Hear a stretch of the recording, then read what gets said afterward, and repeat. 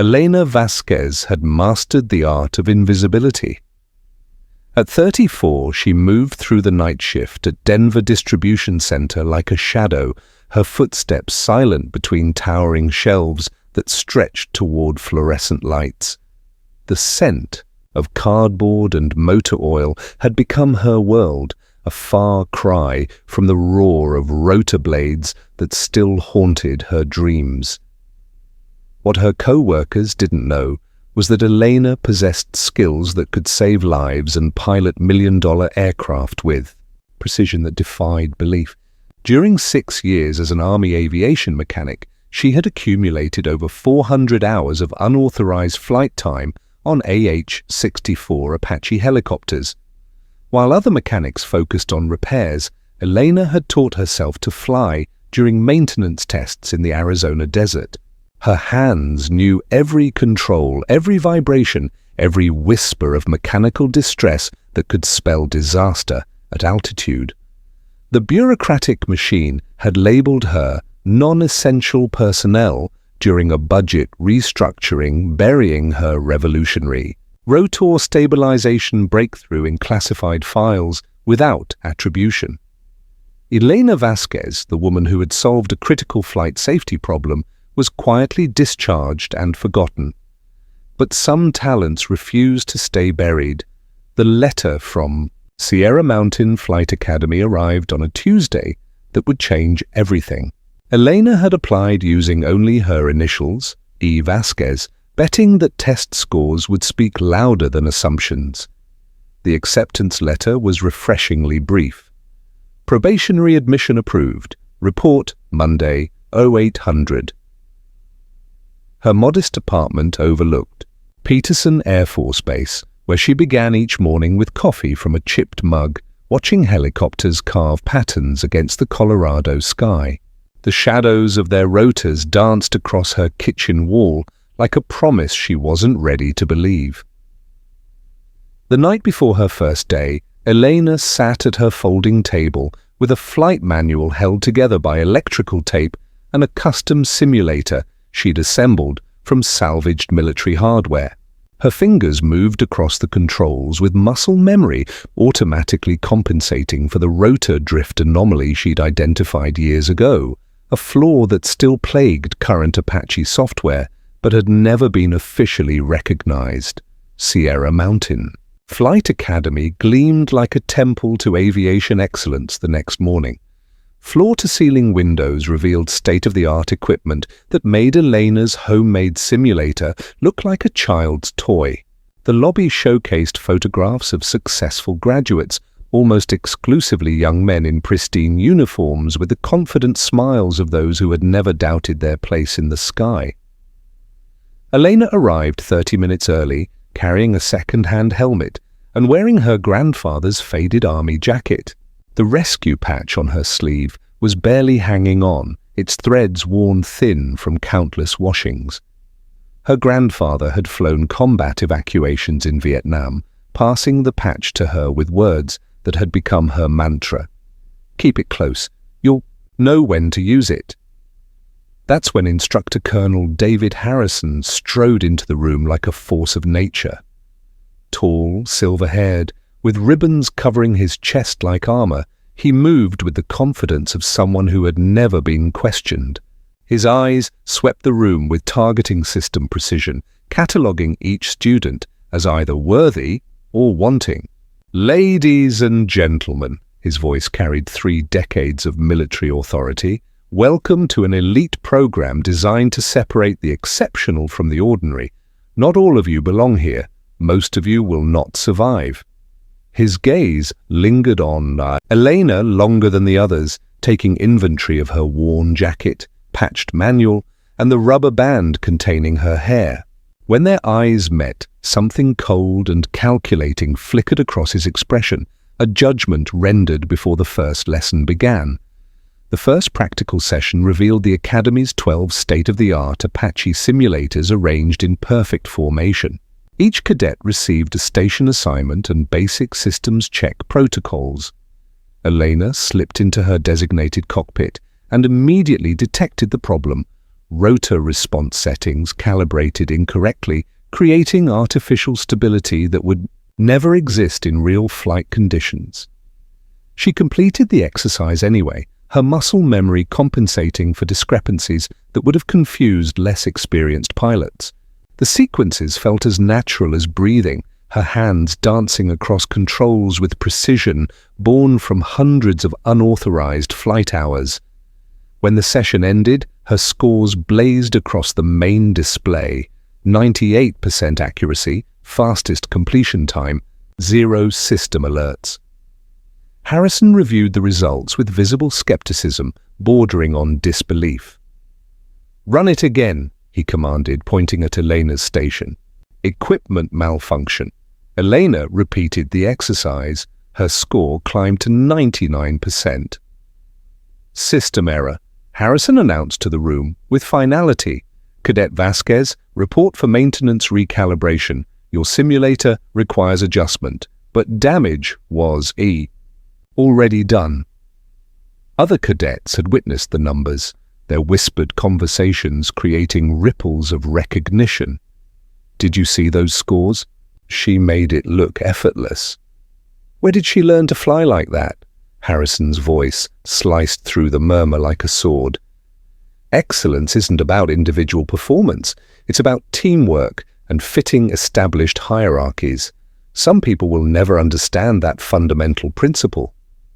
After class, Elena approached Harrison's office through a half-open door, seeing him review her sparse file, a document containing only test scores and basic biographical data, deliberately incomplete.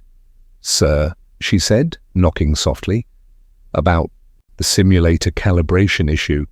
Harrison looked up with barely concealed irritation. "There's nothing to discuss, Vasquez. Equipment problems are maintenance issues, not cadet concerns." "The calibration wasn't wrong," Elena said quietly. "The rotor response settings were different from standard configuration. I adapted my inputs accordingly." Harrison's expression hardened to granite. "Are you instructing me on reading simulation data, cadet?" "No, sir. I'm simply explaining." "You're explaining nothing," Harrison interrupted, rising from his desk like a storm cloud. "This isn't recreational flying, Vasquez. This is military grade. Training for military grade pilots. If you can't handle our standards, there are other programs more suitable to your background." Elena met his gaze steadily, refusing to flinch. "What background would that be, sir?" The question hung between them like a loaded weapon. Harrison's jaw tightened, but he offered no response. Instead, he closed her file with deliberate finality that sounded like a door slamming. "Dismissed. Cadet. And in the future, request permission before entering an officer's workspace." The war of attrition had officially begun. The harassment evolved with surgical precision over the following weeks. Elena's simulator assignments invariably involved machines with technical difficulties, sticky controls, flickering displays, audio systems that failed mid-exercise.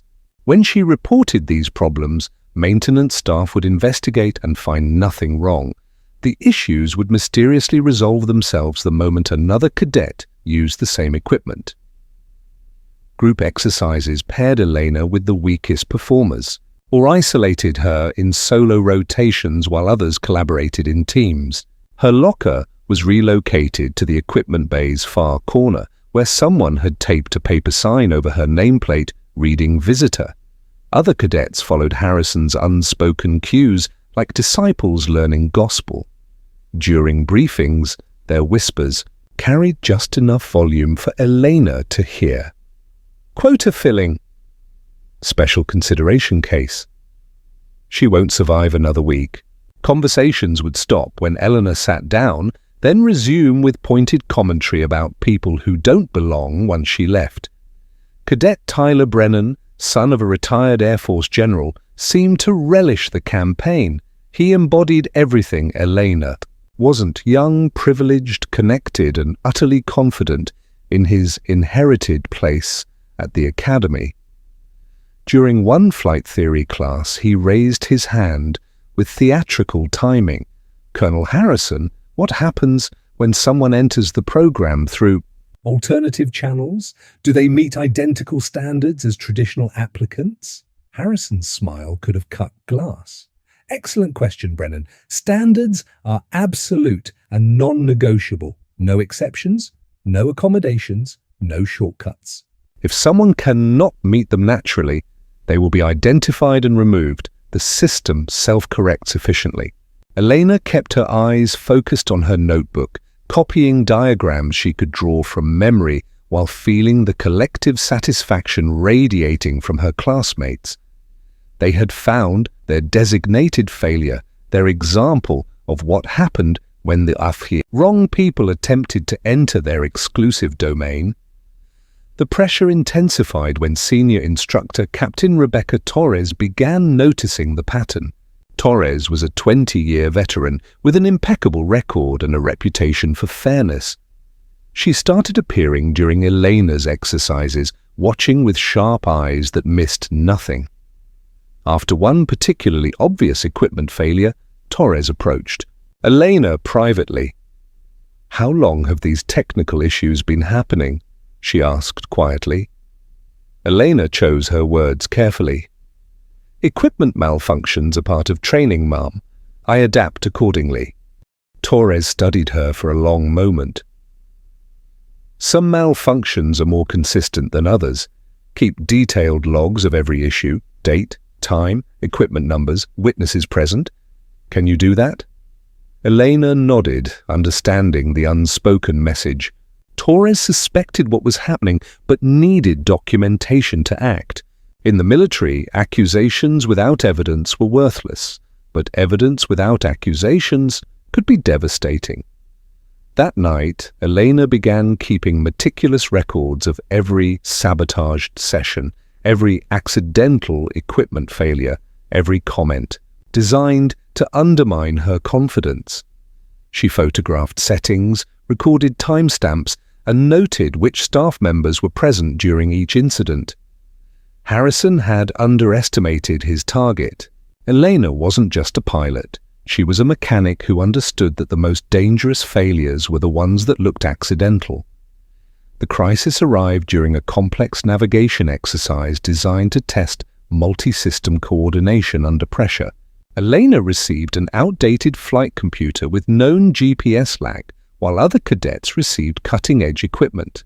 Despite the handicap, she completed the course in record time using dead reckoning and visual landmarks to compensate for faulty navigation systems. When results appeared on the board, her name occupied the top position. Again. This time, Harrison dispensed with pretense entirely. He simply announced that Elena's scores would be marked unverified pending equipment review and removed from official rankings. Her perfect navigation run vanished from records as if it had never existed. Technical difficulties require thorough investigation, Harrison explained to the class with practiced authority. We cannot permit artificial score inflation due to system malfunctions. Academic integrity demands proper validation. The other cadets accepted this explanation without question, but Elena noticed Captain Torres taking detailed notes in the back of the room. Their eyes met briefly, and Torres gave an almost imperceptible nod. That evening, Eleanor discovered her flight suit hanging in her locker, slashed across the chest with surgical precision. The cuts were clean and deliberate, designed to render the garment unwearable while delivering an unmistakable message. Pinned to the fabric was a handwritten note. "Maybe now you'll understand." Elena stared at the destroyed uniform for a long moment. The locker room was empty except for distant laughter echoing from the hallway where other cadets celebrated their camaraderie. She carefully folded the damaged fabric and placed it in her bag, along with the threatening note. Tomorrow would require finding another uniform. Tonight demanded strategic planning. In her apartment, Elena retrieved a box she hadn't opened in 3 years.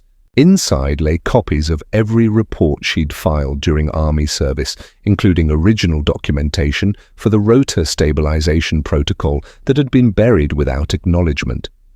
Her actual flight records were there too, not the sanitized version in her academy file, but detailed logs showing her real experience and capabilities. At the box's bottom lay her grandfather's rescue patch, carefully preserved in tissue paper. Elena held it toward the light, reading the faded inscription, "That others may live." She had attempted to succeed quietly, to excel without attracting attention. But Harrison and his cadets had made invisible success impossible. If they insisted on making her an example, she would provide one they would never forget. The hunted was about to become the hunter. Elena opened her laptop and began typing a comprehensive report documenting every incident, every sabotaged exercise, every deliberate act of discrimination she had endured. She attached photographs of damaged equipment settings, screenshots of altered scores, and copies of maintenance logs showing miraculous repairs that occurred only after she reported problems. The evidence was overwhelming and undeniable. Harrison had been so confident in his authority that he'd left a trail of misconduct wide enough to drive a tank through. But Elena knew that evidence alone wouldn't be enough. She needed leverage, timing, and an opportunity to reveal the truth in a way that couldn't be ignored or buried. She wouldn't have to wait long. The opportunity Elena had been waiting for arrived in the form of the Academy's monthly demonstration, Flight. High-ranking Department of Defense officials were visiting to evaluate the program, and Harrison had selected his favored pupils to showcase their skills in live Apache flights over the Colorado Rockies. Elena wasn't chosen, naturally. She was assigned ground crew duties, checking equipment and monitoring radio communications, while the legitimate pilots performed for distinguished guests. From the control tower, she watched 6 helicopters lift off in perfect formation, their rotors cutting synchronized patterns through thin mountain air. Captain Torres approached her station with a knowing look. "Vasquez, I need you to monitor all aircraft telemetry during this demonstration. Watch for any anomalies, no matter how small. Document everything." Elena understood the subtext immediately. Torres was positioning her to be the eyes and ears of the operation, ensuring that any problems would be detected and recorded by someone who actually understood what they were seeing. As the helicopters climbed toward their designated altitude, Elena noticed troubling patterns on the telemetry display. Apache Delta 7, piloted by Cadet Brennan, showed rotor efficiency readings that fluctuated in subtle variations, the exact signature of the stabilization issue Elena had identified years ago. At current altitude and wind conditions, the problem remained manageable, but if Brennan continued climbing or encountered crosswinds, the situation could deteriorate rapidly into catastrophe. Elena keyed her radio with professional calm. "Control to Delta 7, recommend maintaining current altitude. Telemetry indicates potential rotor instability." Harrison's voice crackled back immediately with volcanic fury. "Vasquez, you are not authorized for flight communications. Maintain radio silence." "Sir, the stabilization readings show." "I said maintain silence. One more word and you're permanently removed from tower duty." Elena watched the display as Delta 7 continued climbing. 9,000 feet, 9,500 feet. Rotor efficiency readings plummeted sharply, recovered briefly, then dropped again. The pattern was unmistakable to anyone who understood what they were seeing. Captain Torres moved to Elena's station, studying the displays with growing concern. "What exactly are you seeing?" she asked quietly. "Rotor drift compensation failure," Elena replied, keeping her voice low. "The flight control system is fighting itself. At this altitude, with crosswinds, it's going to cascade into full instability within minutes. Torres grabbed the backup radio. "Control, this is Torres. Recommend immediate descent for Delta 7 based on telemetry analysis." "Negative," Harrison responded curtly. "All aircraft maintain formation and altitude. Demonstration proceeds as planned." Elena watched in horror as Delta 7's readings continued deteriorating. Brennan's voice crackled through the radio, tension creeping into his usual confidence. "Control, experiencing unusual vibration up here. Aircraft feels unstable." "Normal conditions at altitude," Harrison responded dismissively. "Continue with demonstration pattern." But it wasn't normal. Elena could see exactly what was happening. The helicopter's flight control system was entering the exact failure mode she had documented and solved years ago. The solution existed, but it was buried in classified files, forgotten and unimplemented. Elena looked at Captain Torres, who was studying the displays with increasing alarm. "How bad is this going to get?" Torres asked.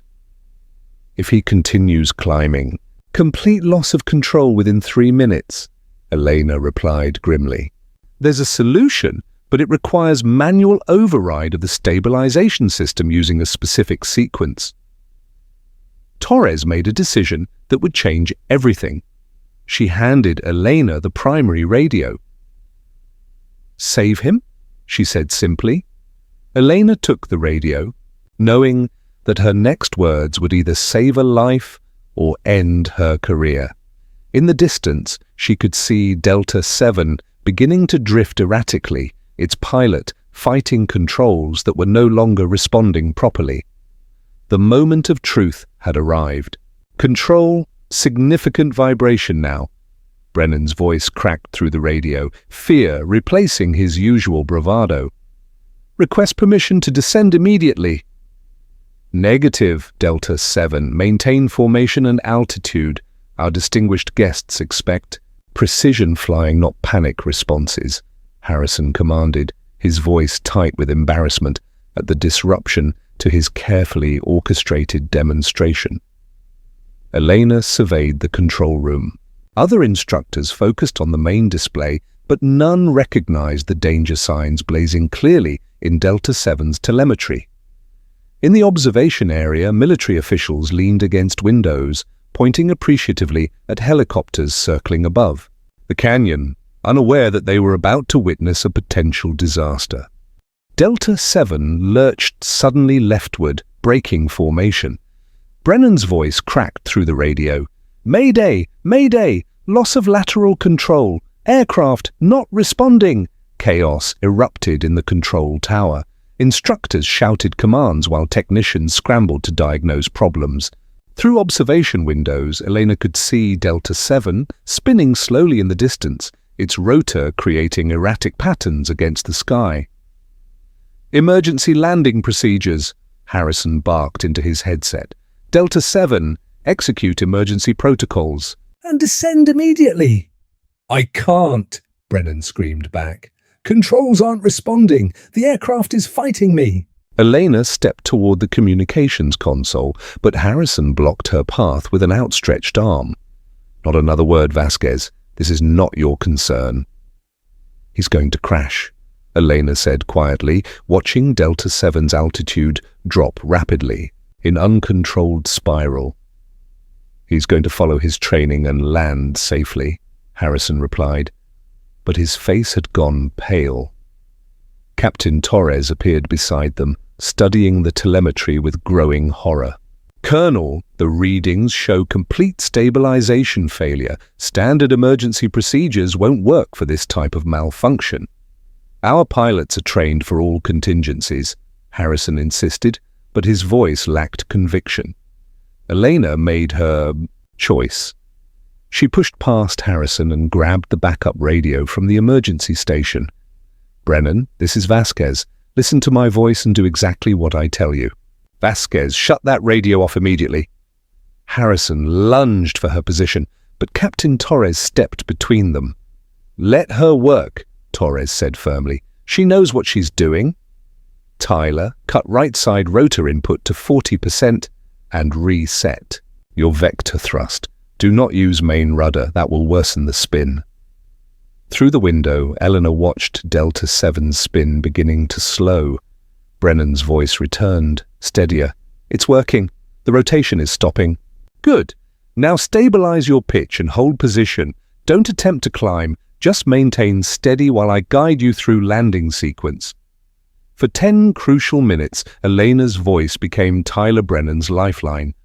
Her instructions remained calm and precise as she guided him through the most delicate landing of his life. She had never faced this specific crisis in actual flight, but she'd prepared for it countless times in her homemade simulator, using the exact protocol she'd developed and documented years ago. Delta 7 touched down hard but safely in an emergency landing zone 3 miles from base. The helicopter bounced once, tilted slightly, then settled with a grinding screech of metal against rock. Silence fell over the control tower like a curtain. Elena set down the radio and turned to face a room full of instructors and officials. Every eye was fixed on her with expressions ranging from shock to admiration to calculation. Harrison's face was white with rage and something else. Fear. You just violated direct orders and compromised military protocol. You're finished here, Vasquez. Pack your equipment and leave. Before Elena could respond, one of the visiting officials, a woman in sharp military uniform with stars gleaming on her collar, stepped forward with measured, predatory steps. "What's your name, cadet?" General Foster asked, her voice carrying unmistakable authority. "Elena Vasquez, ma'am." "Where did you learn that rescue procedure, Vasquez?" Elena met the general's eyes steadily. "I developed it myself, ma'am. 3 years ago, while serving as technical support at Morrison Aerospace, the protocol was classified and buried after I was discharged." General Foster's expression sharpened with recognition. "You authored the stabilization override protocol?" "Yes, ma'am." Harrison stepped forward desperately. "General Foster, this cadet has been problematic since day one. Insubordinate, disruptive." General Foster raised her hand, cutting him off with surgical precision. "Colonel Harrison, that cadet just prevented a crash that would have killed one of your students and destroyed a $12 million aircraft, using a protocol she developed independently that's now being implemented across all Apache fleets." The general's gaze swept the room like a laser. "I suggest you reconsider your assessment of who belongs in this program." Elena felt the room's energy shift around her like weather changing. Other instructors were looking at her differently now. Visiting officials whispered among themselves with new respect. Even some cadets who had watched from the background seemed to be seeing her for the first time.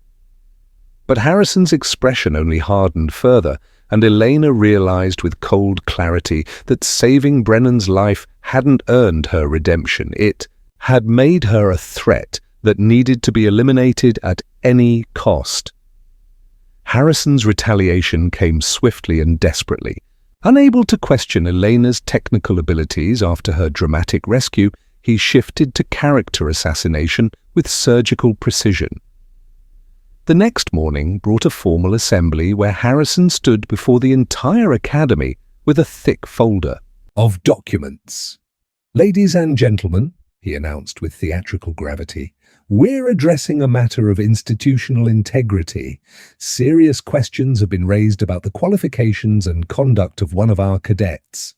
Elena felt her stomach drop as she realized Harrison's final gambit: public humiliation using fabricated evidence to destroy her credibility before the investigation could conclude. The individual in question has presented credentials that, while technically accurate, tell only part of a much more complicated story, Harrison continued, opening his folder. What hasn't been disclosed is the real reason for her military discharge and the incidents that led to it. He began reading from what appeared to be an official document describing multiple incidents of insubordination and failure to follow orders that Elena knew had never occurred. The details were plausible but completely fabricated, designed to paint her as an unstable soldier who couldn't function within military hierarchy. The auditorium buzzed with whispers as Elena felt every eye burning into her. This was Harrison's masterstroke, public destruction that would be impossible to overcome regardless of investigation outcomes. Elena stood slowly, her voice carrying clearly through the auditorium. "Colonel Harrison, are you reading from my actual service record?" Harrison paused, clearly not expecting interruption. "Sit down, Vasquez. You'll have an opportunity to respond. Because if you are reading from my record, then you're misrepresenting what it actually says. And if you're not, then you're presenting false information to this assembly." "Sit down immediately," Harrison barked, his composure cracking. Elena remained standing, her voice steady and strong. "So my actual discharge papers cite budget constraints and unit reorganization as the reason for my separation. There is no mention of insubordination or disciplinary action of any kind. If you have different documents, I'd like to examine them." The auditorium fell completely silent. Harrison looked down at his folder, then back at Elena, his mask of authority slipping to reveal desperation and fear underneath. "I have the real records," he said, but his voice lacked conviction. "Then share them," Elena replied calmly. "Let everyone see exactly what they say." Harrison's hands were visibly shaking now. He looked around the room, searching for support or escape, but found only curious and increasingly skeptical faces staring back at him. That's when the auditorium doors opened with perfect dramatic timing, and General Foster walked in, flanked by her investigation team and military police. "Colonel Harrison!" The general's voice cut through the tension like a laser. "Please step away from the lectern immediately." Harrison's face went completely white. "General, You were just conducting an unauthorized proceeding." Using fabricated documents to defame a cadet under the protection of a federal investigation. Foster approached the front of the room with measured predatory steps. "The documents you're reading from are not part of Cadet Vasquez's official record. They appear to have been created specifically for this presentation." The general reached the lectern and extended her hand with unmistakable authority. "I'll take those papers now." Harrison hesitated for a trembling moment, then handed over the folder like a defeated chess player surrendering his king. Foster flipped through it quickly, her expression growing darker with each page. "These documents are complete forgeries," she announced to the stunned room with ice-cold fury. "They contain fabricated incident reports, altered dates, and counterfeit signatures.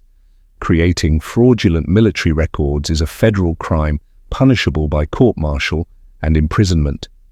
The auditorium erupted in gasps and excited whispers as Harrison's career disintegrated in real time. "Furthermore," Foster continued relentlessly, "our investigation has uncovered systematic discriminatory behavior, abuse of authority, and deliberate sabotage of a qualified cadet's training. Colonel Harrison, you are hereby relieved of duty, pending formal charges." As military police moved to escort Harrison from the room, he looked at Elena with pure, undiluted hatred that chilled the air. "This is all because of you," he whispered. Elena met his eyes steadily, without flinching. "No, sir. This is because of your choices." General Foster turned to address the stunned assembly. "Let me be absolutely clear about what has transpired here. A highly qualified pilot and innovator was systematically harassed because she didn't conform to someone's narrow definition of what a pilot should look like. This behavior is not only morally reprehensible, it's operationally dangerous. We nearly lost an aircraft and a pilot because qualified expertise was ignored due to prejudice. Her gaze swept across the room like a searchlight. This academy will undergo comprehensive reforms to ensure this never happens again. Excellence comes in many forms, and our mission is to recognize and develop it wherever we find it. She turned to Elena with unmistakable respect. Cadet Vasquez, please remain after dismissal. We have important matters to discuss. As the assembly filed out in stunned silence, Elena stood alone at the front of the auditorium, feeling the weight of vindication, mixed with responsibility. Justice was only the beginning. Real change would require sustained effort and institutional transformation. 6 months later, Elena stood before a packed auditorium at Sierra Mountain Flight Academy, wearing the gold bars of a newly promoted captain and the same rescue patch her grandfather had worn in Vietnam.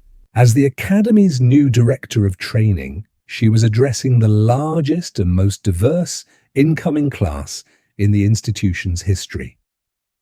Excellence has no prerequisites, she began, her voice carrying clearly to every corner of the room.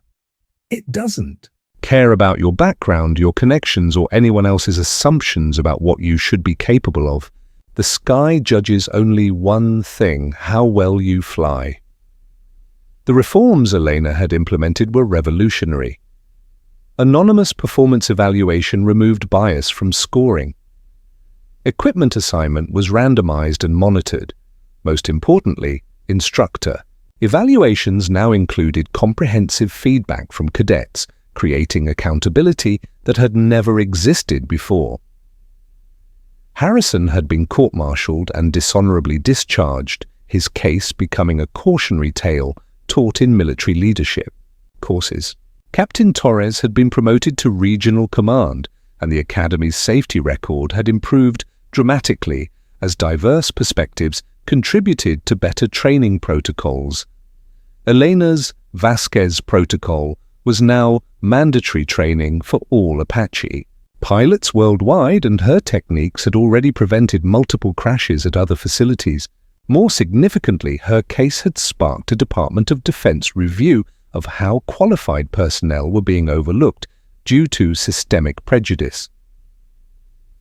During the graduation ceremony for her first class, Elena watched with deep satisfaction as Cadet Maria Santos, Captain Torres's daughter, walked across the stage with perfect military bearing.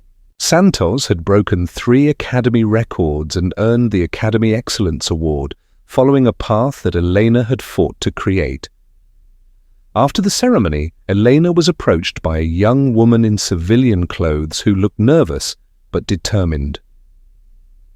Captain Vasquez, I'm Sarah Martinez.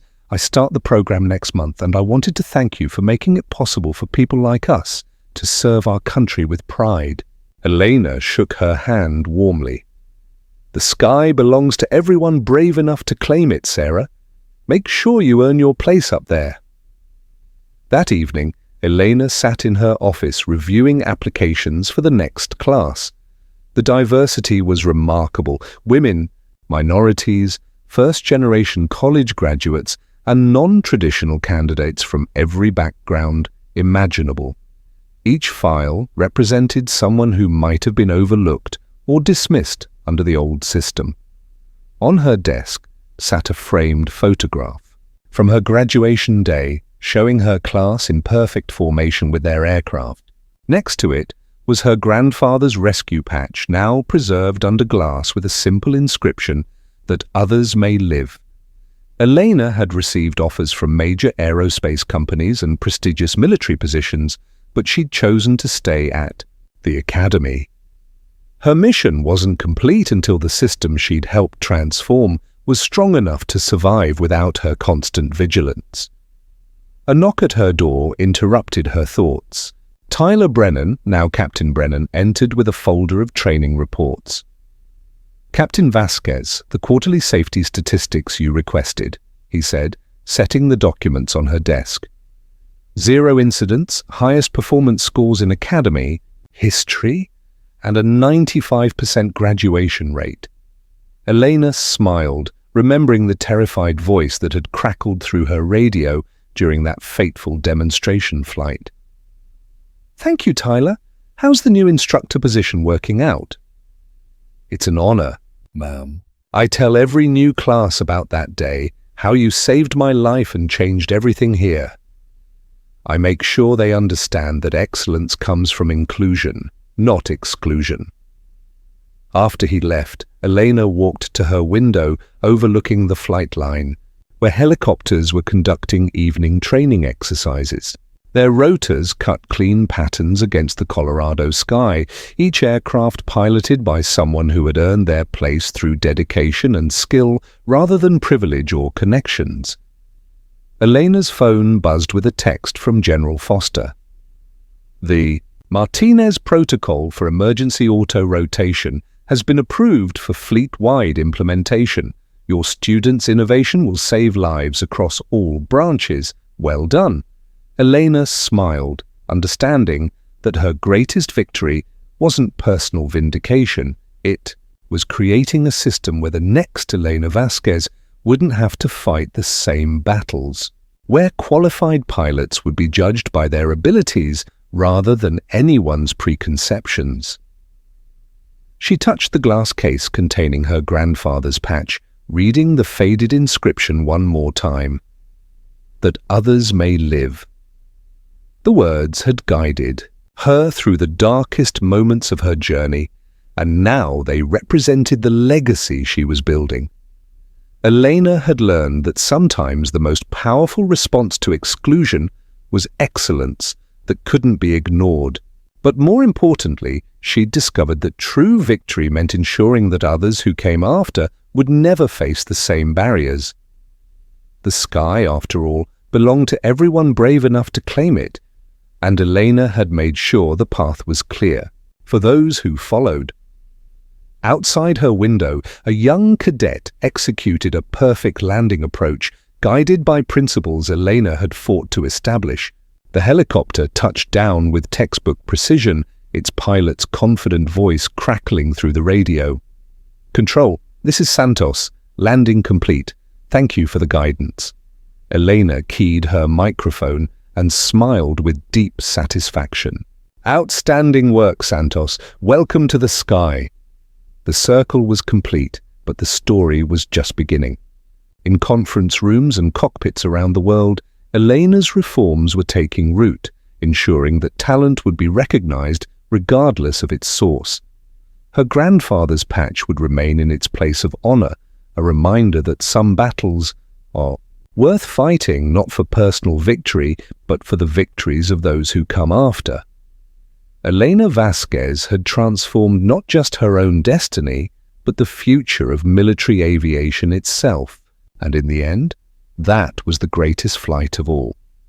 What did you think of Elena's incredible journey from invisible warehouse worker to transformational leader? Her story proves that sometimes the most powerful response to exclusion is excellence that cannot be ignored. If you enjoyed this story, don't forget to hit the subscribe button and become a part of our Everyday Life Stories community. Where are you watching from? Drop a comment below. We love hearing from our amazing viewers around the world.